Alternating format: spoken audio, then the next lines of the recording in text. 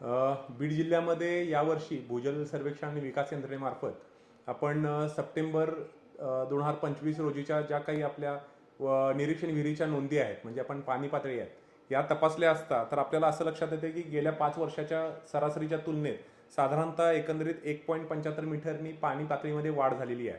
आता ही वाढ होण्याकरता अनेक बाबी कारणीभूत आहेत. पैकी सर्वात पहिली कारणीभूत असणारी गोष्ट म्हणजे यावर्षी झालेला पाऊस. आपल्याला यावर्षी 150% इथपर्यंत पाऊस आपल्याला या जिल्ह्याला यावर्षी झालेला आहे.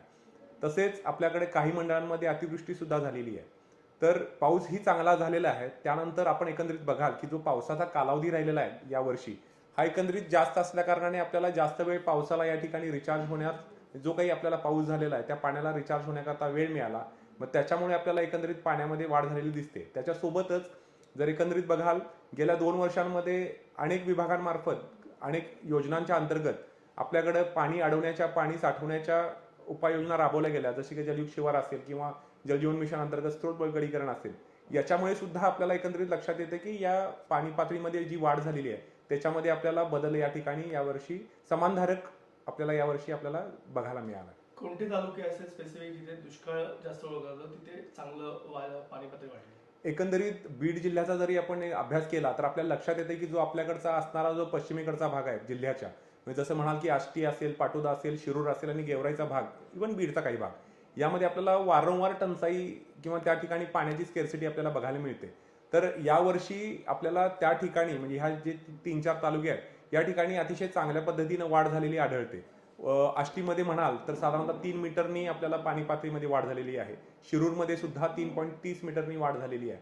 तर एकंदरीत ज्या भागामध्ये आपल्याला नियमित टंचाई आढळते त्यावेळी यावेळी आपल्याला त्या परिसरामध्ये एक म्हणूया की समानधारक पाणी पातळीची वाढ या ठिकाणी जाणवते आणि या भागांमध्येच बऱ्यापैकी जलसंधारणाची कामं सुद्धा यावर्षी झालेली आहेत. याचा आपल्याला एकंदरीत हे चित्र पाहायला मिळते. सर, मागील काही दिवसांमध्ये जर पाहिलं तर बऱ्याच ठिकाणी पाऊस जरी समाधानकारक झाला, मुबलक पाणी असलं तरी बेसुमार उपसा असेल किंवा नागरिकांकडनं पाण्याचा अपव्यय केला जातो.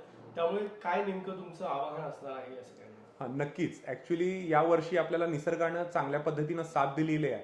आपल्याकडं पाणी तलावांमध्ये सुद्धा उपलब्ध आहे, तसंच आपल्याला भूजलामध्ये सुद्धा बऱ्याच मोठ्या प्रमाणात पाणी आपल्याला या ठिकाणी यावर्षी उपलब्ध आहे.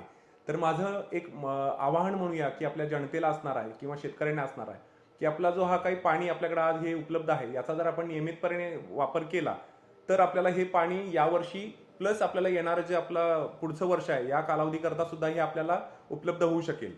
हे करण्याकरता आपण एक गोष्ट आपण पाळूया सगळ्यांनी की जे आपल्याकडे असणारं मायक्रो इरिगेशन म्हणूया, म्हणजे आपण जे सूक्ष्म जलसिंचन म्हणतो, मग त्याच्यामध्ये आपल्याला ठिबक असेल, तुषार असेल, याचा वापर जर आपण जास्तीत जास्त केला तर एकंदरीत आपल्याला ह्या पाण्यामध्ये आपण जास्त काळ आपण म्हणूया की आपल्याला हे पाणी आपल्याला उपलब्ध होऊ शकेल.